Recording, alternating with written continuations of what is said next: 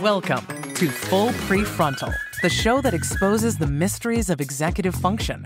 This podcast is a collection of conversations about the role of the prefrontal cortex, which impacts your focus, planning, problem-solving, emotional balance, and independence. So join us as we explore executive function and the science of learning. And now, here's your host, the founder of EXQ, Sucheta Kamath. All right, welcome. Welcome to Full Prefrontal, Exposing the Mysteries of Executive Function. I am your host, Sucheta Kamath.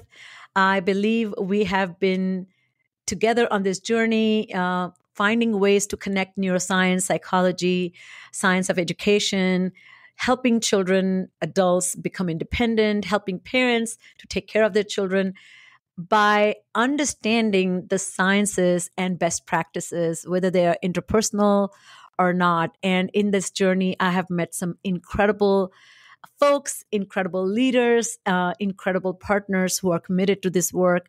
And it is beyond joy for me to have our guest return to talk to us about his expertise and his second book, Dr. Bill Stixrud. Before I introduce you to some of those who haven't heard his previous interview with me, please go back to the archives and find that episode. It's absolutely worth, and more importantly, buy both of his books and his co-authors. But before I kind of kick the conversation, one thing, because we're going to talk about parenting, we're going to talk about this idea of improving connections with our children, communication skills. This story kind of stood out for me that I thought I'll share. So many of you, I consider parenting to be an act of courage. Courage to be with little people who depend on you. We love them, but we may not have the courage to love them unconditionally because the way they behave, act, think, or assert their own rights to be their little people. So the American filmmaker, writer, actor, and artist, John Waters was once interviewed on Terry Gross's Fresh Air. And what was so striking that he was describing his relationship with his parents. And they were very fond of him, even though John Waters was a little odd. I would say slightly odd. And he describes that as a child, he was obsessed with car accidents. And now, if you have a child that's obsessed with car accidents, you're going to freak out. And your gut impulse is to kind of abort that mission, stop that child from being obsessed, and veer their attention. Guess what John Waters' mother did? Now, she did not have a degree in psychology or speech pathology, or she was just an ordinary, amazing, insightful parent. You know what she did? She would take him to the junkyards and walk around with him. And he would be excitedly walking around and say, "Ooh, look at that car that got crushed." And eventually he would create scenes and act out these car accidents. One of the most beautiful things she did is she allowed that expression. She participated, made connections, and demonstrated her unconditional acceptance of this little boy and his interesting, inquisitive mind. Now, it may strike you as odd, but that's just your personal preference, maybe. But lastly, the way he introduced his most recent book, he fondly remembers his parents, and he talked about that. He said, "My parents were very, very conservative, but they demonstrated this incredible acceptance." And he says, "John and Patricia Waters, thank you for giving me the foundation of good taste to rebel against." That was his tribute to him. So with that said, let's figure out how to become John Waters' mother. And I hope our stressors are lesser than hers were, but she was so graceful. So Dr. William Stixrud is a clinical neuropsychologist, founder of Stixrud Group, as well as faculty member at the Children's National Medical Center and assistant professor of psychiatry and pediatrics at the George Washington University School of Medicine. He's also the co-author with Ned Johnson. We have to get Ned on the podcast as well, of the national best-selling books, I would say, the book, The Self-Driven Child, that was published a few years ago, and now it's been published in 18 countries and translated into 17 languages. And particularly you were saying you have a great presence in China. And they also have this second book, which we're going to talk about. It's called What Do You Say? Talking with Kids to Build Motivation, Stress Tolerance, and a Happy Home. And such a joy to be with you. Welcome to the podcast. It's really great to be with you again. So, as you heard me talk about this little story about John Waters, I was just wondering, as a psychologist, what do you think about that approach? Well, in both our books, we talk about what we consider to be the postulates of motivation. And the first one is you can't make a kid do something against his will. And the second one is you can't make them want what they don't want. And the third one is you can't make them not want what they want. Love it. And I live in a very blue state. And when I used to do psychotherapy, a lot of parents, if the kids were interested in guns, they wanted me to try to talk the kid out of being interested in guns, which is just the wrong use of energy. What we want to do is show empathy. It's not pathological to be interested in guns. And when the parents changed their energy and just showed more interest in it, and bought some catalogs, very often the kids' interest in it waned, went into something else. But I think that when we fight it, we try to change it. Kids hold on tighter. I go ahead, Bill. I just think it was a brilliant way to do this, and certainly many kids in the autism spectrum, we try to steer them away from their intense interests, and I think in many ways what we want to do is use them as much as we can. And I think, to your point, I always say that interest is a sign of willingness, desire, and commitment to channel energy. And if there's a motivational mismatch, that means you're more motivated to get kids to do something they don't want to, and they're least motivated to engage, you're going to have battle of the bulges. And people respond to that with further inappropriate ways of handling it. And then it becomes a very unrestful home. And I really love your emphasis in your subtitle, like Happy Home. So let's begin with the first question that I have for you is the foundation here is, even though you use communication as a vehicle, but you're really talking about the art of connection. Yeah. And I think it's the art of people management, but managing people sounds like you want to control them, but you're talking about deep, meaningful, forming connections with kids. So tell me a little bit, what was your thought about that? And as a psychologist, what do you see has changed in the culture that you have prioritized that? Because it's a commonsensical thing. We as humans want to connect.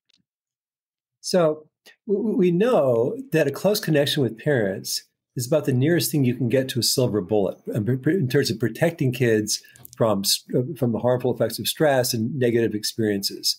And yet, especially in communities where affluent communities and kids in high achieving schools, kids on average don't feel as close to their parents as kids in middle class schools or even kind of lower class families. And so we started out, actually what happened was that our agent, when the Self-Driven Child was doing well, said it's time to write a second book. He said, just people love the language you give them in the Self-Driven Child. Write a book with more of that, about communicating with kids. And we thought, well, between the two of us, we've been communicating with kids one-on-one for 65 years professionally. And so we figured we can probably do this. And in our first book, we place a strong emphasis on a sense of control, which I think is besides communicating to kids that they're deeply loved, is the most important thing we can do for them, is help them develop a healthy sense of control of their own life. When we thought about, book about communication, ultimately communication is for connection. And so we thought about what do we know about how to really deeply connect with kids in a way that builds that strong connection, that builds that relationship, that provides that really protective effect for kids. I think a minute ago you were talking about Sunia Luther's work. She's been a guest on my podcast as well, who studies affluent communities and parenting. And there are two main issues that you also write about in the book is perceived excessive pressure. I mean, both parties, children and parents, feel incredible pressure to succeed or to do well or have academic, in quote, success Right. by hook or crook. Yeah. That means if I'm going to come and drop the printed copy that was in the printer that the kid forgot, I'm going to do it. If that right. means I need to send an email to the teacher to advocate for Billy's absence, then he missed participation in the project, I'm going to do it. Because then I'm propping this kid for success because the grade matters. Somehow that grade means some sort of admission to some college and then eventually some good paying job. But the biggest thing that's getting compromised is that motivation. Why am I doing what I'm doing? But the second thing also you talk about is the lack of closeness to parents. And I think the barrier, as I was reading your book, and in my practice, private practice, I've seen that a lot, that a lot of parents don't know how to be close to their children once they become pre-adolescent. Something about that change, they become either freaked out or they feel these are grown-ups and they should know how to manage themselves or something. Can you speak a little bit about that? Well, I think often what happens when kids move into adolescence, pre-adolescence, is that the parents feel that they don't want my input. They don't want to be as close to me as they used to. And it's not true. Kids at all ages, they want a strong connection with their parents. It's just different.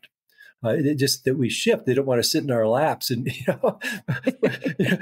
anymore. They don't want to constantly be with us. And certainly after puberty, peers become like crack cocaine in terms of the rewarding effects in the brain, and so we evolve to move away from our family, to focus on peers, move away from our family. But yet, there's plenty of ways to maintain strong connections with kids in a way that they feel deeply loved, that they feel supported, that they feel approved of, that they feel that we're proud of them. And so, I think it's more challenging in some ways. I have a granddaughter in pre-puberty who kind of gives me the message sometimes that I'm kind of done with you, and yet very often when I get her, she still clearly wants to connect with me, tells me everything. I pick her up from gymnastics twice a week, and she just blah blah blah blah blah, and so I think we can do it. The funny thing is, one thing. Sorry, this is a sidebar. I mean, it's very much to what you're talking about, but so I don't know. Every family has one video sender in their family, like, ooh, watch this video, it's funny. And that's me in my family. So I'm bombarding my family. But there's a great little video that I saw, which just makes me, my heart dances with joy, but also makes me cry to see. So there's a video of these grandparents who are coming out of the airport and they're wearing dinosaur suits. Okay, they're coming to, and the funniest part is the grandkids have worn dinosaur suits to greet them. And so they both have not planned it, and you see this reunion. It is so fun. Oh, that's great. And heartwarming. And I think one thing, if I may say, that is missing, the ingredient is play. That not a lot of families are playing with each other. Yeah. They're not being fun with each other. One of the best ways to build connection is that, right? Completely. I mean, when I used to do therapy with parents, and to say, I want to set the highest goal of simply enjoying your kid. Love that. Enjoying being together, because then the kid perceives himself or herself as a joy-producing organism, as opposed to a frustration-producing organism or annoyance or anxiety-producing organism. And I just think that in both our books, we emphasize, in the new book, we would talk more about the use of empathy and validation as ways of connecting deeply, where we let kids know that we can handle their strong feelings and that we don't judge them. I talk more about that, but certainly the idea of enjoying your kid and having fun with them, it's just, and it just changes. I just, I think I used to spend an hour a week with both my kids. I read when they're very little that the way you become close to somebody is to spend time alone with them. So I figured I love that, by the way. I still do. I still do that with my kids. I know. There's 168 hours a week, and if I can't find 2 for my 2 kids, and so, and it changed. At one point, my son, when he was about 7 or 8, wanted to play Batman. And I had to be Robin. It was boring, but and then it evolved into I play baseball with them. I teach them to drive. We get ice cream. We do various things. But until they left for college, I spent an hour a week with them on Sundays, just doing something that was mutually enjoyable. And I got that a lot from you and Ned's relationship with your own children, that there was a lot of joy, playfulness, and a little easy on your feet kind of thing. It was not like all being stuck up and just trying to program these kids to become something. If I can share one quick story about my kids who have graduated from high school and college. And interesting thing that they came down for Thanksgiving, and we had a ritual. We used to go to Baskin Robbins to get a sundae on ice cream sundae on Sunday.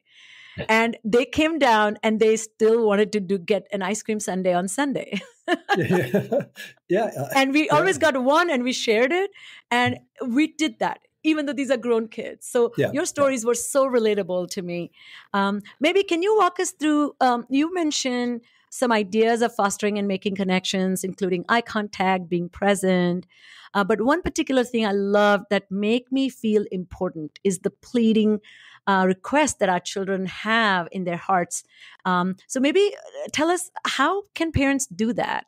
Sometimes they are not present because their minds are somewhere else. And I think that I just saw a study in China on what they call phubbing, which is when somebody's talking to you and you're on your phone, you're really, and you're kind of dividing your attention, kind of pretending to listen, and I think it has a really bad effect on kids' mental health. And I think that there's times where we're just too busy. I've never heard of phubbing. Yes, it's Phubbing, phubbing. Phubbing, Phu. I'd never heard it. I'd never heard of it either.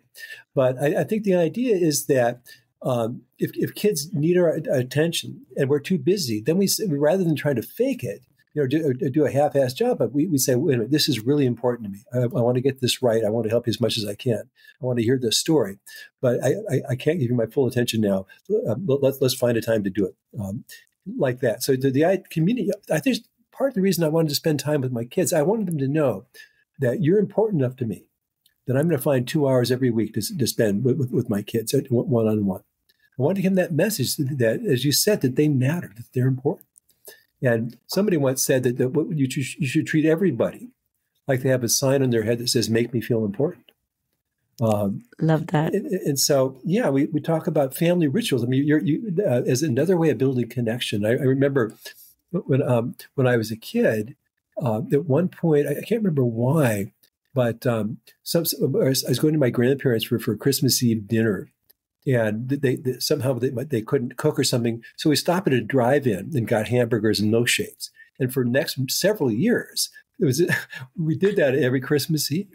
And I think that having these family rituals or getting ice cream sundaes on Sundays is just another way to help kids feel like they're part of something larger than themselves and something that they're important and they matter. And, it's so interesting. I grew up in India, and listen, my mother was a 10th grade graduate. My dad, went to night school and had a very, very hard life. And in spite of that, they had such a great parenting approach. I don't want to say instinct, but they did have, and we had a lot of rituals. I was, in fact, very fondly remembering this little ritual. So every summer we used to go to our grandparents' home and spend a month or two during, Indian summer, which was very, very hot. And then when we came back, the night we came back, my mother used to make this one particular preparation called khichdi, which is like just rice and multiple lentils and vegetables and one pot. And we all would sit around the table and eat that and just reminisce on the whole summer. And that ritual became like this particular dish became a way to like nostalgically think about the past. And so my mother, who just came back, she was she spent a year with my brothers, and she has now come back to stay with me for a year or so. And I made that particular dish, and we all sat around and thought about our childhood and how she used to feed us this. And now I was feeding her, which was just such a, so I know how deeply that act of connecting through food or rituals is so meaningful, because to your point, we are seeing each other as a fully developed, fully baked people, humans, creatures. Yeah. Excellent. Yeah. So, one of the interesting things after kind of really talking deeply about, I'm referring to your book about the, theory of self-determination, how people become in charge of their own selves. In this particular book, you have kind of concentrated on parents, and one of the ideas that you and Ned introduced is the idea of the parent as consultants, and in this parent as consultants with emphasis on language of the consultancy, so to speak, how to become advisors and advice givers. So can you talk us through that? Sure. I mean, I think that I gave a lecture in Houston before the pandemic, and I happened to mention what's probably the most elite private high school in this area, in the DC area, maybe in the whole country. And after the lecture, this woman came up to me and said, "I'm a psychotherapist at the Manager Clinic, a really good mental health clinic in Houston." She said, "We know this school in DC really well because so many of the graduates get into the top colleges in the country. But as soon as they get a B, or as soon as they realize that everybody here is as smart as I am, or as soon as they get ghosted or their girlfriend won't go out with them, they can't handle it emotionally. So they take a medical leave of absence and come here for treatment." And she said, 201, they simply don't have enough experience running their own lives, making their own decisions, solving their own problems. And I felt for many, many years, in 1986, I wrote an article about we should think of ourselves more as consultants to our kids than as their boss or the manager or their manager or their homework police. Because our goal, ultimately, in my opinion, is for kids to be able to run their own lives before they leave home. Many kids go to college, and we wrote an article in the New York Times in 2019 because by November 1st, we knew 7 kids who'd started college and were already home. They just simply weren't ready. Goodness. They simply there's no evidence before they left that they could run their own lives, and so that's my goal is to help kids run their own lives. And I think as parents, what we want to do is help kids figure out who they want to be, what kind of life they want, and how to create a life they want. And my feeling is many parents feel that I got to be on my kid and pressure him to maximize his potential. And what that does is it burns kids out. What maximizes their potential is creating a life that they want, that they're really happy with. And so do you want to comment? Or I was just going to say about maximizing their potential. Somehow I think the relationship is to opportunities is of abundance versus lacking. I think they don't have a feeling that there's abundant opportunities on the horizon. They feel this is it. If they didn't act, somehow something is bad is going to happen. It's crazy. And so we talk about the language of a parent consultant. And I think probably the 2 most important aspects are, number one, is the language of getting buy-in. So many parents tell me, I've told them 1 million times, or I keep trying to get him to see. And Ned has this great cartoon. My co-author has this great cartoon. It's his dad holding his 2 sons by the nape of the neck and saying, "Listen up, boys, and listen up good, because I'm only going to tell you this 1 million times." And it seems like such a waste of breath and a waste of energy. And so what we suggest is rather than laying stuff on kids, say, "I've got an idea about that. Can I run it by you? Want to hear my opinion?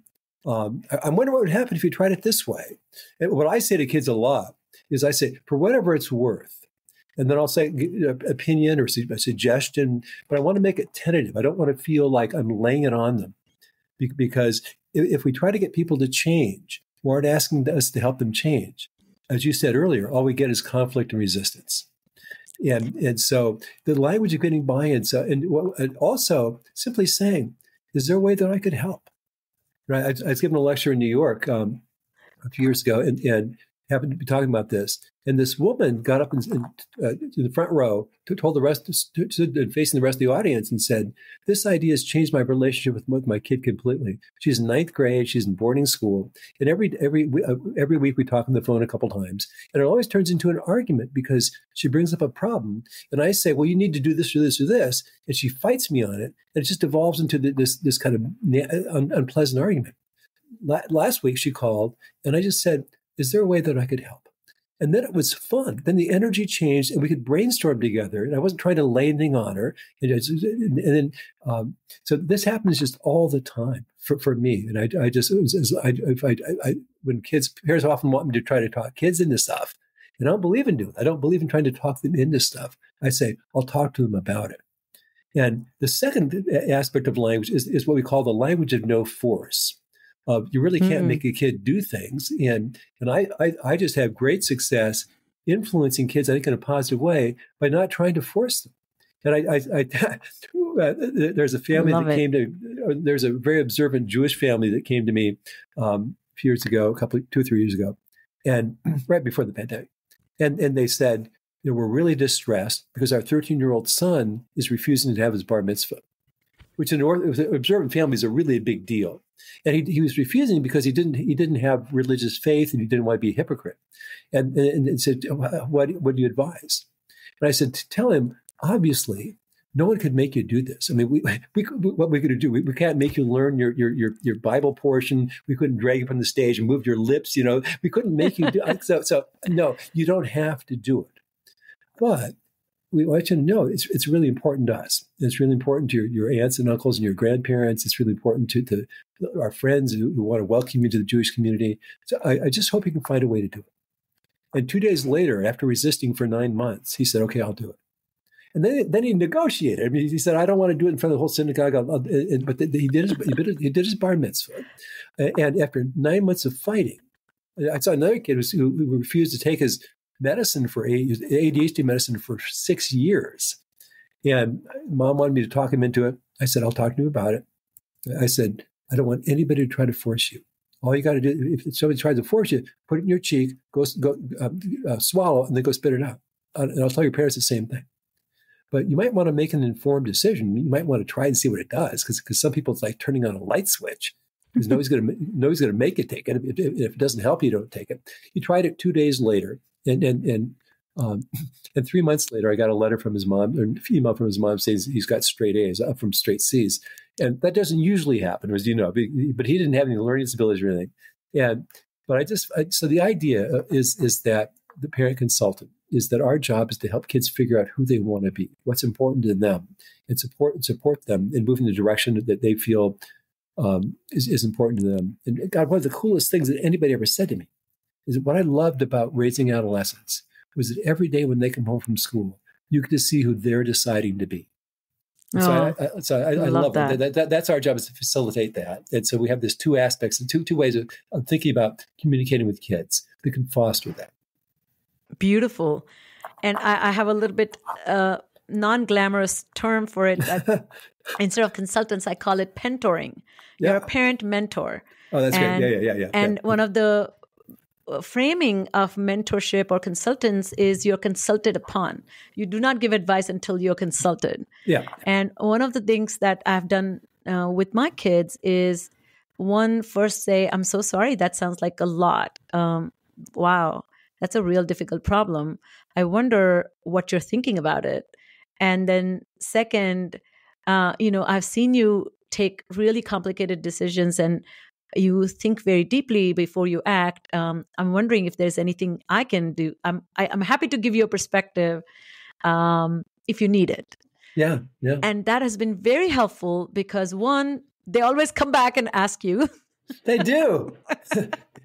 Yeah.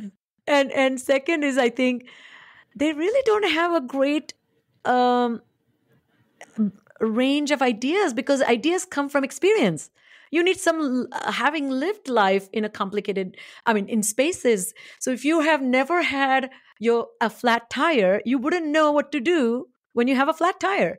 You can hypothetically tell people what to do, but when it's your turn. So I think that's very interesting phenomenon to me about your approach as you were describing in this book about that consultants language of consultant is very much you're there to see success for your clients, as you say.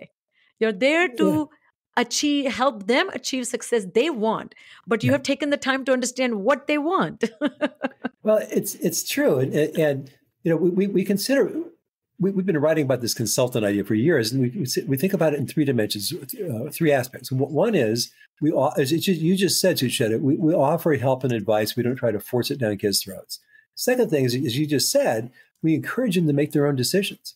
And I feel the best message you can give a teenager, besides "I love you, I'm crazy about you," is that I have confidence in your ability to make decisions about your own life and to learn from your mistakes. And I want you to have a ton of experience doing that before you leave home, because that's how you become a good decision maker. And go with kids. And the third is simply kids need to be able to solve their own problems. They need to sculpt their brain. So when something stressful happens, they go into coping mode as opposed to retreating or avoiding like that. So those three things. But the decision making, as you're saying, we say it has to be an informed decision because kids lack experience, just as you're saying. So we say as long as it's an informed decision, as long as they're willing to talk with other people who know more about a situation than they do, then let them make their choice and go with their choice. Go with their decision, unless it's crazy. Meaning almost any reasonable person say, "God, that's never going to work." Yeah. And, I've also said to kids that I've worked with, parents and families I've worked with, that, when you have a clogged toilet, you don't start enrolling in a plumbing school. Like, you don't do that. Why? Because there's something called experts. That's right. Yeah, they have spent all their lives understanding how toilets work. We call them plumbers, and they have consultancy. You bring them home. And I think this wisdom to know when it's time to ask somebody is also that self-advocacy piece that you're so clearly advocating for. And I think also the language of no force speaks so much to me. I think I would love if you can shed some light about this psychological fear that parents, teachers, adults who are in charge of little bit kids, and particularly adolescent, is this feeling that if I'm accepting, I somehow become permissive. Like if I acknowledge somebody's difficulty, immediately they will be difficult or they will never solve their problems. So I think there's a lot of shaming involved. There's a lot of reprimanding. Why did you not do your homework? Didn't you know? Instead, oh, I'm so sorry that you have 3 zeros now on homework. Well, I know. And I think that's, we emphasize that in the first chapter of our book, the idea that first seek to understand, try to understand before you judge. And I think that the empathy, being empathic is huge in terms of building connection and validating kids' feelings. So, I recently was talking to parents about a kid who came home. He was like in 8th grade. He said, "I'm so mad at Mr. Johnson. We took a math test. And he gave us all this stuff that he didn't even cover." And he said, I spent hours studying for it. And the mom knew that dude, you spent hours, watching football. You didn't really. She knew he didn't really study that hard, and she was inclined to say, "Come on, buddy, you weren't studying." Or Mr. Johnson's a really good teacher. I know he wouldn't put stuff on the test. To kind of talk him out of it. And instead, the mom said, "What I said is that sucks." I said that must be really frustrating, and just used empathy to kind of reflect his feelings, and eventually said, "Well, maybe I didn't study as much as I needed to." He got there. And that's what we find is when we take this approach of listening carefully, treating kids respectfully, not judging them, that they find their own reasons to change. And we ask kids in writing what do you say? We interviewed dozens of middle school and high school kids. We asked them, who do you feel closest to on this planet? And often they said a parent, but just as often they said an aunt or an uncle or an older cousin or a teacher. We said, what is it about this person that makes you feel so close to them? And invariably it said something in the order of, they listen to me without judging me, and they don't tell me what to do. Yeah. This reminds me of Julius Siegel, the psychologist from 70s, who says a presence of a charismatic adult from whom children draw strength. And I think that brings me to this next question. which again, being in your presence, I just have a sense of calm. I know you got this. I can feel my energy, then I'm adjusting to you. So this really, and you write a lot about this, the way of being present with children, or just being present in reality, or in, and you are a transcendental meditation practitioner. I am a TM practitioner, and I am a certified in mindfulness meditation. I've started something called Buckhead Mindfulness Mondays. We meet in the community. I'm encouraged. I've been, for past 1 year, we have had 22 sessions, just inviting the community to become a mindfulness community. Wow. So tell us a little bit about this idea of non-anxious presence. I think it's so hard, Bill. I'm not sure parents, this one is going to take a long time. Well, yeah. And so, I read, I didn't make that term. I wish I did. I love this term of a non-anxious presence. And I gave a lecture at a Baptist school in Texas a couple of years ago. And it's a church school. The people who were in the school told me that the Sunday before I came, the minister told the congregation, I want to become a non-anxious presence in my family, which I love. So the idea is simply that any system or organization works better if the people in charge are not highly anxious and emotionally reactive. You know, we can be a calm presence. You think about it, as a parent, it's much easier to calm an infant if you say calm. Exactly. If you've got a 3-year-old who's having a tantrum in the store, you can handle it a lot better if you stay calm. You got a 15-year-old who flunks a test, it can be much more helpful to him or her if you're calm and thoughtful and respectful, as opposed to jumping on it and making it worse. And so, how do we do this? How do you move in the direction of being a non-anxious presence? Well, one is that we remember that all of our anxiety about our kids, all our worry and fear about our kids, is in the future, because the idea is that. I've never found this not to be true. The idea is if they're going to get stuck in this negative place and never get better. And we realized that most kids turn out well. And I can't tell you how many kids I've seen who are complete disasters, especially kids with executive functioning problems with kind of immature frontal lobes, who are a total mess at 13, 15, 17, 21. Who 2 or 3 years later are incredible. I got a Christmas card a couple of years ago from a family, and the outside it said, "You were right." And I open it up, and it's these 3 young adults with their spouses, and the parents wrote, "They all turned out great." Oh. And this happens just all the time. When I learned in 1992 that this very rapid development of the prefrontal cortex between 17 and 20, which is the first evidence that I saw that the prefrontal cortex is late to develop. And we know with ADHD or significant executive function problems, it tends to be 3 to 5 years less mature physically. So the first thing is just realizing that our anxiety is not about what kids are going through now. It's about them getting stuck. And my daughter, when she was 2, she stuttered for a while. It got so bad at one point that she wouldn't talk. And I've never been more panicked in my life, because I thought, okay, she won't talk. She doesn't talk. How could this get better? And a couple of days later, she stopped stuttering. And I realized that all my fear wasn't about 2-year-old stuttering. It's about she'll stutter the rest of her life and then be teased, that kind of stuff. That's catastrophizing. So the first thing is to take a long view and remember how powerful the prefrontal cortex development is. And remember how many influences on their life, on kids' life that aren't us, and there's something that could be positive influences.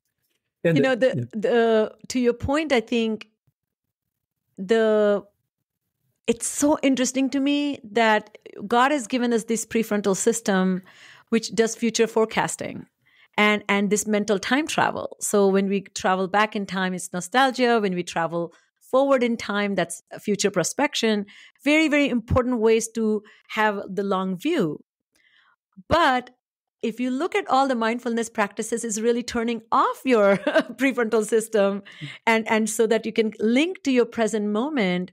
So I think one of the things that my work, I help people understand the distinction between planning with the intention of planning. When you allow yourself to forecast, then you're done with planning. Now it's worrying. It's not planning. That's good. Lao Tzu said, if you're anxious, you're in the future. If you're depressed, you're in the past. Yes, I love that. Yeah. And there was a movie. In 2001, the kids are all right. You remember? Sure. It was so amazing to me that the adult lens is so jaded because you look at children to be fixed than getting out of somebody's way to let them grow. What a different way. Like you're becoming this tree who's overshadowing the growth of a little sapling. Yeah. Get out of the way. And part of the reason that I feel so strongly about taking this point of view is that we don't always know what's in a kid's best interest. The first time I went to graduate school, I was in a Ph.D. program in English literature, and I was so anxious and insecure that I didn't turn in a single assignment for 20 weeks, 2 quarters. Oh, my God. When I talk with underachievers now, I say, I went 20 weeks, turned in nothing, top that. but my point is, when it happened, and I was 23 years old, I felt like my whole life was going up in smoke. And it literally took me 30 days to realize it was the best possible thing that could have happened to me. There's no way that I should have been an English professor. I felt like an imposter, and I needed to do something different. And I think so often what seems like a disaster, it turns out just leads to something that we didn't anticipate. So I think also 2 other things. One thing we talk about is certainly from a mindfulness perspective, this won't be surprising to you, which is radical acceptance, meaning for all we know, whatever's happening with our kids right now is what's supposed to be happening, because we've never seen a plan for their life that somehow this is off course. So what we suggest is see where they are right now, even if it's hard, as part of their path, part of the path that they need to go through to be who they're going to become. And don't go against the fear that they're going to get stuck in a negative place. And the last thing is certainly what you were talking about, which is that calm is contagious. And if we have practices like meditation or other things that make us feel calm, that in fact, that one of a mantra of the Navy SEALs is calm is contagious, because they go into these very stressful situations and they try to keep calm so that it's a practice. So I think that we certainly, as you said, I practice transcendental meditation, and I know this family, the mother and her teenage son who had 17 who has autism, learned together and learned TM together, transcendental meditation. And a newspaper reporter asked the son, what do you notice from meditation? What do you notice? And he said, TM calms the mind and it calms the mom. made her more of a non-anxious presence, And I'll just Ned's son, and Ned talks about this publicly, my co-author, so I can mention this, but 2 summers ago had a brain tumor, and they're scrambling to get treatment for him. And his wife was asked, kind of a month into this, how are you so calm? And she said, well, it must be the meditation. She started 3 years. She'd been meditating for about 3 years. So I do think that practices like that allow you to experience that kind of inner state of calm really benefit kids. And the emphasis there is on the word practice, and the practice keeps insinuating or implying or really, really distinguishing that this is not a gift, it's a skill. And a skill that grows with incredible commitment to repeating and finessing and building a muscle memory. That's beautifully put. And we have a chapter in our book called "The Language and Silence of Change." And I love that. The idea is that we spend so much time trying to change our kids, and really we feel that especially if our kids aren't doing well, our most important work as parents is on ourselves. It's managing our fear, our anxiety, and kind of keeping things in perspective and remembering how long development is, and communicating confidence in kids and going against that tendency to catastrophize. And can I give you a little bit of a perspective that, because I was born and raised in India and a little bit of a background of Eastern practices, I find this very interesting trend that has happened. So we have highly stressed lives in Western world. We have heavy emphasis on personal success. And somehow personal success is simply representation of personal effort. And there's an encouragement that you can stand tall and have agency over your life by self-effort. And then some of the in Eastern contemplative practices that are introduced without the context of culture.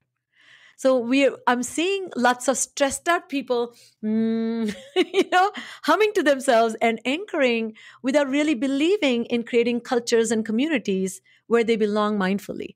Like, Yeah. how do you have a town hall without confrontation? Like, how do you actually, walk into a principal's office and express your grievance because you belong to a community where mindfully expresses concern, and not make policy change or something for one child, like, so I feel like we need to really bring this back into the context of mindfulness. I love, like, Ellen Engers, she says,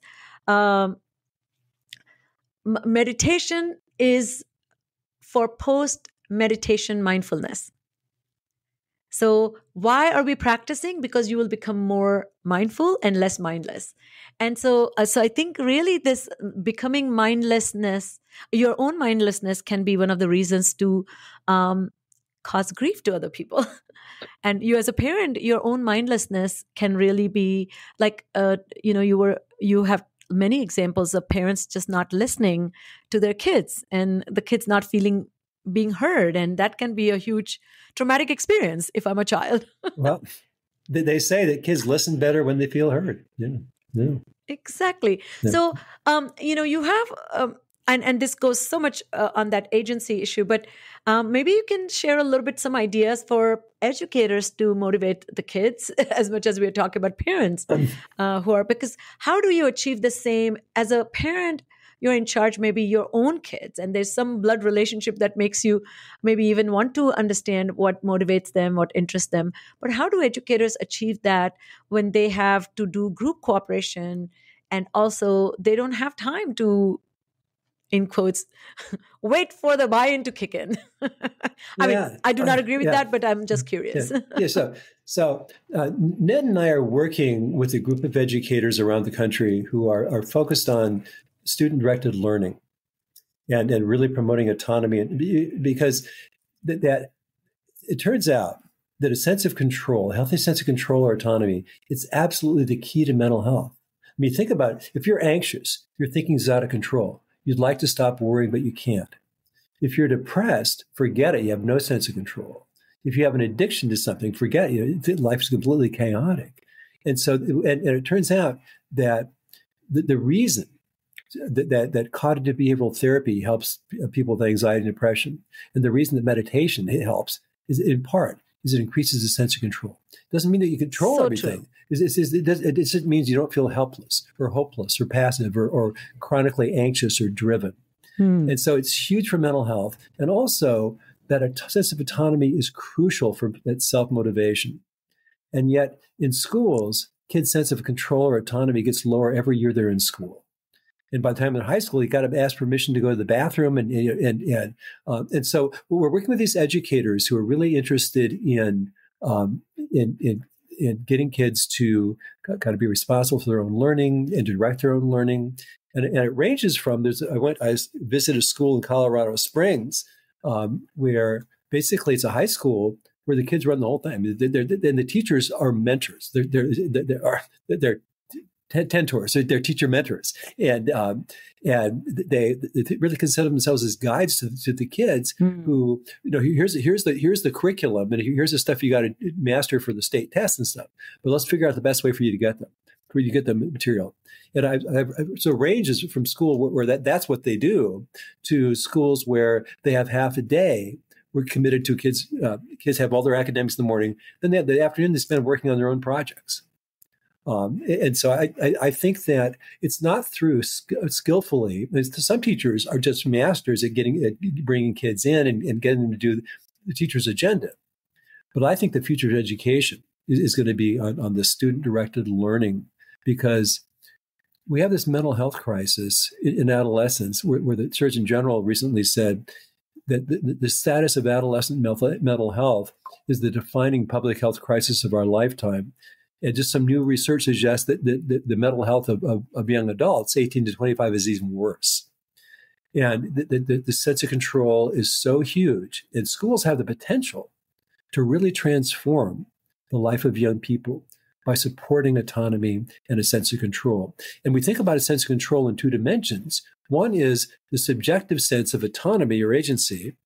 And second is that the brain state that supports it, which is when the prefrontal cortex regulates the amygdala that senses and reacts to threat, and the rest of the brain. And so we can get to that sense of control in part by promoting autonomy or agency, and in part by making sure they get enough sleep, meditation, things that strengthen the connections between the prefrontal cortex and the amygdala, that sculpt a brain that's just used to having that healthy sense of control. And this reminds me of one amazing educator I had, Esther Wojcicki. She's the journalist, American educator, and she actually was the founder of the media. She is the founder of media arts program at Palo Alto High School. Yeah. And one of the things that she also, you have heard of Creative Commons, and she's the vice chair of that. But I think what's so interesting is in that school, to the Colorado school example you're giving, students are given choice to set their learning goals and truly lead their day to achieve the goals that are, but they're also given this opportunity to see the transfer of these abilities and skills in real life. Like what to be a journalist, like you're actually publishing a paper that everybody's going to read. Yeah. Then suddenly the language arts comes into focus, right? Yeah, exactly. And I met Esther at a conference in Colorado Springs. Yeah, we both went to the school, the high school that I mentioned. And the cool thing is the kids that we interviewed said it's so much less stressful here because we have a sense of control. The teachers who function more as didn't have to try to control the classroom and try to make them do what they felt they had to do. They really supported the kids in finding their own ways of learning. The teachers, they had dozens of applications for teachers from other public schools wanted to teach there because it's just such a healthier way to be with kids. And so many people get into education because they want to have a positive influence on kids.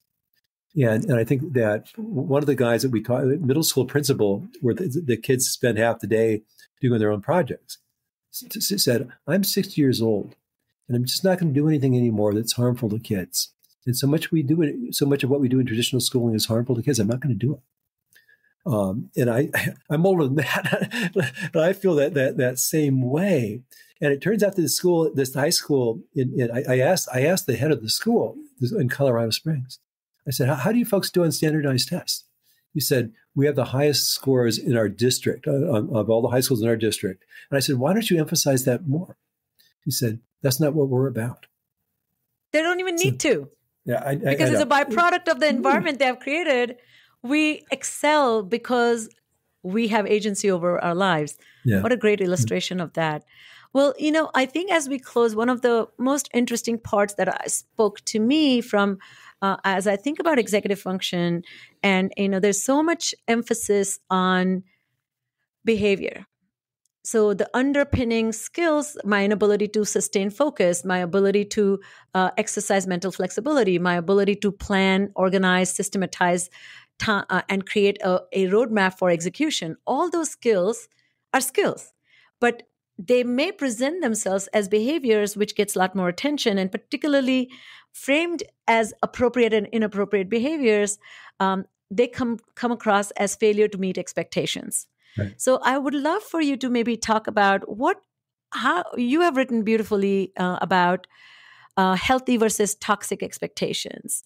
Can you tell us the distinction between the two and how parents as well as educators can communicate healthy expectations to the students? Yes.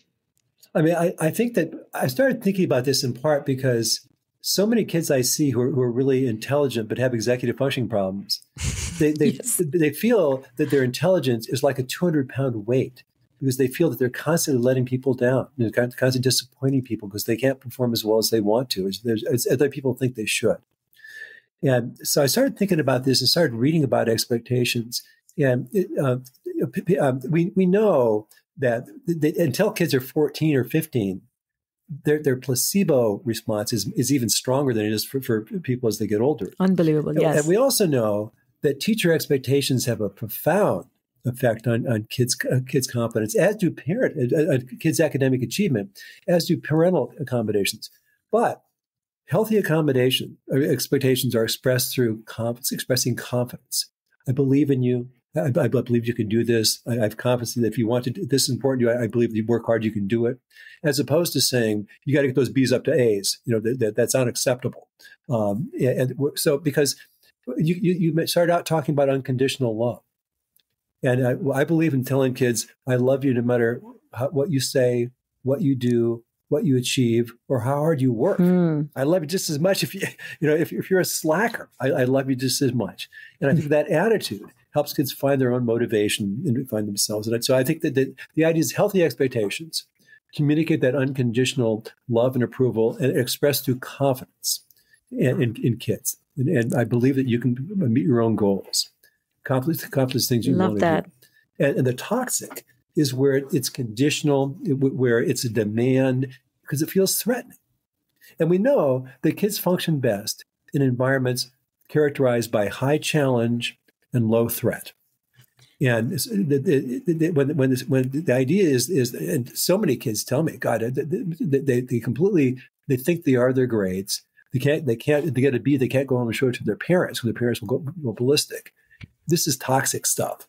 And it's all based on the crazy, crazy idea, in my opinion, that the most important outcome of a kid's life, their young life, is where they go to college, as opposed to what kind of brain they're sculpting and what kind of person they're becoming. And when you look at the mental health problems in college, at college level, you think, we got to start talking with kids about what really makes people happy, which is one of my passions now, because I was talking to these kids in Houston. I made several trips to Texas, but I was talking with the student looters one time, and I said, "How many of you want to be happy as adults?" And they all kind of sheepishly raised their hand, like, "Duh, okay, yeah." I said, "Well, what do you understand it takes to be happy in adult life?" And this one kid said, idea, probably. Well, he said, "We understand that if we can do a good enough college, everything's set." And I'm going, oh my God, how could they be so far? Has nobody told them about Laurie Santos, the psychology professor at Yale, who lived with Yale undergraduates, who was struck by how they got themselves in the most elite college in the country, arguably, maybe in the world, arguably. And yet they didn't enjoy anything about being Yale. They were so stressed, so tired, so competitive with each other, that they didn't enjoy anything about it. So she started teaching a course on the science of happiness. It quickly became the most popular course in the history of Yale University. And these young people, it's like, why didn't somebody tell me that achievement, it's important, but it's a really small part of what makes you happy. Your relationships are as or more important. Doing things that's meaningful, being deeply engaged in something you really care about. These are the things that really make you happy. Achievement's not trivial, but it's like 20, maybe 10, 20% of what really makes you happy. And I think so many kids grow up without having any sense of this at all, because we focus so much on achievement and prestige. And I think there's a fantastic book that has given me some tremendous insight into why. Two books actually. One is called "Nobody's Normal" by Richard Roy Grinker. He's an anthropologist. Yeah.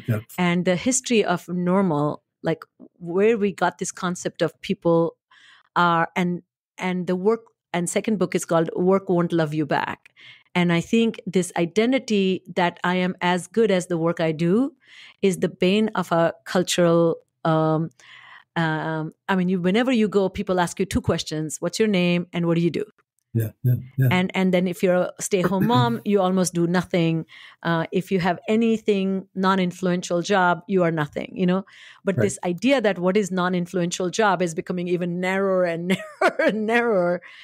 So to your point, I think I really love this. I believe in you, I love you, and the expectation is you do right by you. And I really think one of the things that I say often to educators and parents that, I think hard work is hard, and teach children to love hard work. Yeah. Because hard work it leads to this very inner social emotional state called pride in your work. And I think that can sustain you, that just pride that I do right things because I enjoy them. Like, even it was so cute. My husband was emptying trash on Thursday night and to trash days Friday. And a self-respecting man that he is, and he not only removes the bag, he props that so everything goes down, removes the air bubble, ties it twice so there's no leak. And now people may think like, why care? Just throw it, dump it in and then he replaced the trash bag. And I was just standing there watching this with glee. Like the joy and pride that he felt doing right by his home, whatever it is. Same thing. I get up in the morning, I make my bed. Like, I feel when I put, my mom was so funny. She was telling me the story. I when I remove my clothes, I remove the sleeves so they're proper. So when it comes out of, so I'm future prospecting, but I think that joy, not that I'm being like, I'm not telling anybody to do it, but just feeling the sense of pride and joy of doing right by, whatever that may be, is beautiful. Wonderful. Anyways. Beautiful. I love it. I love it. I tell kids, I want you to work hard, I want you to play hard, and I want you to rest hard. Yes, rest. So we did not get time, but I think people, listeners, this is one of the most fabulous books. So since we are on YouTube, I'm going to show you the book. So please check it out. Please buy it. If you're lucky and you have friends, you might even get some signed copies. So I thought I had a signed copy. So this is my signed copy. I'm so grateful for you being here. As we end our episode, Bill, I always ask, which you did last time, but do you have any new book recommendations for our audience? Well, I like... There's a new book. What is it? Something. It's about focus. You know what I'm talking about? Yes. Journalist. I'm just blanking. Johan. Yeah. Johan. Harry. Yeah, Johan Harry. You got it. That's right. It's about why we can't focus as well as we used to, and I don't agree with everything in it, but there's a lot of really interesting things in it, and I like that. Love that. Yeah,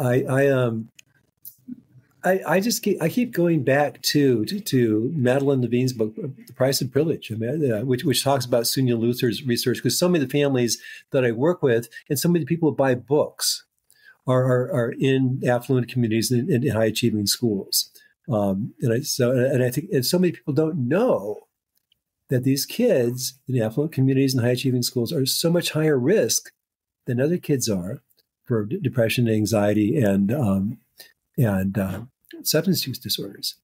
So I continue to go back to that. There's an interesting article. So you know the construct of learned helplessness? Yes.